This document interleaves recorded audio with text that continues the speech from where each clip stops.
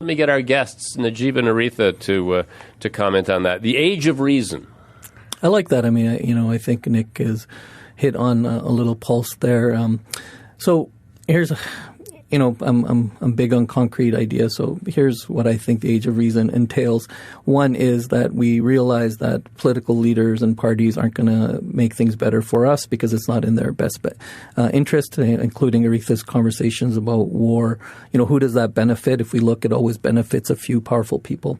So if we want to take back these conversations, and I know in Alberta some of these conversations are happening, people trying to put legs back under the Alberta Liberals or the Alberta Party or starting new social movements. But the biggest weakness I see in all of these conversations is always two things. One is labeling, right? We're centrist, we're left, we're right, we're socialism, capitalism, right? And I think that we need to discard all those labels and start conversations about just what's best for the greater amount of humans, right? So, you talk about stoicism and, humanism is a concept as well, right?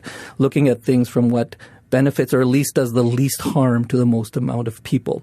So if we take away all the other labels and just start those conversations, right, and what's best for the greatest amount of people, and we take it away and stop waiting for political parties to have these conversations and just move it down to grassroots and start as individuals and citizens having these positive conversations.